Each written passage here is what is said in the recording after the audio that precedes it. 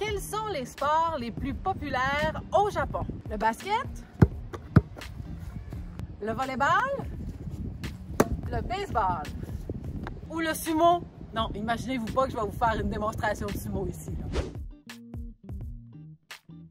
Le sport le plus populaire au Japon, c'est définitivement le baseball, ou comme on l'appelle là-bas, le yakyu, ce qui veut dire la balle au champ. Ça a été introduit au Japon en 1872 par un professeur anglais. C'est un sport d'origine américaine, le baseball, mais c'est devenu tellement populaire au Japon que je dirais qu'il y a presque plus de popularité au Japon, ou au moins autant qu'aux États-Unis. D'ailleurs, c'est tellement populaire qu'il y a des matchs la nuit pendant l'été. Il y a tellement d'équipes qui jouent qu'ils n'ont pas assez de plage horaire. Donc vraiment, là, il y a un attachement, c'est presque une religion, le baseball au Japon. Donc c'est hyper connu, extrêmement populaire. Et la plus grande vedette, c'est bien sûr, c'est à chaque fois qu'un grand sportif se rend aux États-Unis dans la Ligue américaine. Il y en a 58 qui ont réussi cet exploit-là de devenir professionnel aux États-Unis. Et le plus grand, le plus connu en ce moment, c'est définitivement Suzuki Ichiro, qui est une immense vedette au Japon et aussi aux États-Unis, bien sûr. Ensuite, pendant l'hiver, qu'est-ce qu'on garde? Il n'y a plus de baseball, il n'y a plus de match à la télé non plus. Alors, les Japonais, certains, vont se tourner vers le sumo, qui est diffusé à la télévision également. Et c'est un sport qui est originaire du Japon, bien sûr, mais il y a une fédération internationale dont fait partie 87 pays. À noter que le Canada et la France font partie de l'Organisation mondiale de sumo. Donc, c'est sûr qu'à l'extérieur du Japon, les principaux pays qui ont des vedettes très puissantes, je dirais, en sumo, ce sont la Russie et la Mongolie qui vont vraiment faire une compétition féroce aux Japonais sur ce niveau-là. Le tennis est un des sports majeurs au Japon, et ça depuis 1920 où un Japonais a remporté pour la première fois une médaille olympique. Donc, depuis ce temps-là, je dirais qu'on a installé des petits courts un peu partout. Les écoles ont des programmes, donc on incite les étudiants à faire du tennis. Même, on peut voir ça dans les dessins animés. Vous avez Prince of Tennis et Eisu Onerae, où on raconte l'histoire d'une étudiante qui fait son chemin graduellement dans le monde du tennis avec un coach assez brusque, merci. Vous avez des vedettes internationales en tennis. Chez les hommes, Nishikori Kei, qui est très important, mais surtout, ma préférée, chez les femmes, on a Osaka Naomi, qui est une vedette au Japon, mais beaucoup aussi à l'extérieur du Japon. Un autre sport dont on parle beaucoup en ce moment, c'est le golf, qui a toujours été très populaire au Japon aussi, mais en ce moment, c'est particulièrement important parce qu'un Japonais a gagné le Masters d'Augusta en 2021, Matsuyama Hideki, et il y a aussi une Japonaise dans les juniors qui s'est qualifiée, qui a eu une très bonne performance. Donc là, ça nous fait espérer que pour l'avenir, le golf, on est assuré d'avoir des vedettes internationales. Donc pour les Japonais, c'est vraiment plaisant à suivre. Je veux parler du soccer parce que moi, j'avais regardé la finale de la Coupe du monde féminine en 2011 entre les Japonaises et les Américaines, et les Japonaises avaient gagné.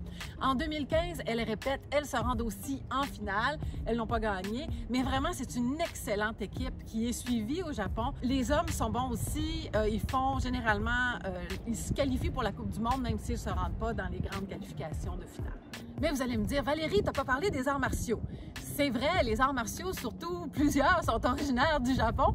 Alors, c'est quand même très important. Je dirais que c'est moins télévisé, mais ça reste le karaté, le judo. C'est des sports qui sont très présents au Japon, bien sûr.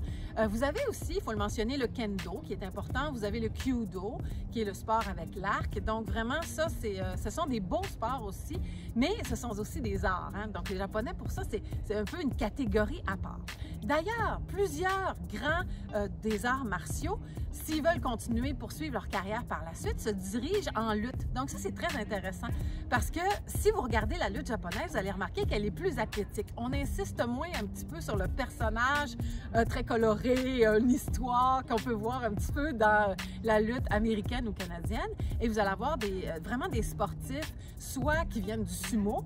Donc, Eriki Dozan, c'est un Japonais coréen qui a intégré le monde de la lutte, qui a popularisé un petit peu cette façon de faire-là japonaise. Et maintenant, vous en avez de différents arts martiaux qui vont poursuivre leur carrière en lutte. C'est pas rare qu'on va voir ça. Je m'en voudrais de ne pas mentionner le basketball parce que c'est un sport qui est quand même assez important, quoique c'est pas aussi populaire que Slam Dunk ou Kuroko no Basket peut nous le faire croire, mais ça reste que c'est très populaire au Japon quand même parce qu'on connaît bien, on aime voir les gens jouer au basketball. C'est un sport qui est très impressionnant. Mais côté volleyball, je peux définitivement vous dire que Haikyuu est plus populaire que le volleyball. Donc, c'est-à-dire qu'au Japon, il n'y aura pas toutes les écoles qui vont avoir un programme de volleyball, une équipe de volleyball. De la même manière, le patinage artistique, on a des vedettes fantastiques au Japon, mais on n'a pas des patinoires partout.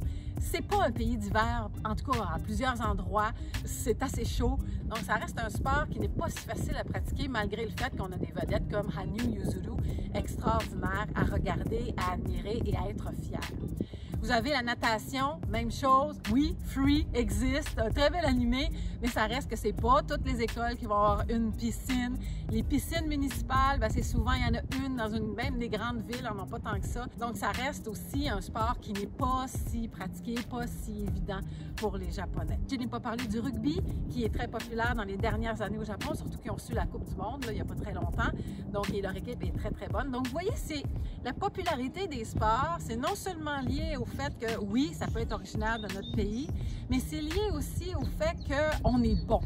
Donc, si on peut investir dans le sport, si on a un terrain pour pratiquer, si les jeunes, on cultive ce plaisir-là de jouer chez eux, c'est sûr que ça finit par donner des athlètes professionnels qui vont impressionner et donner encore plus, inspirer encore plus les jeunes qui vont suivre par la suite. Donc, c'était ma présentation des sports les plus populaires au Japon.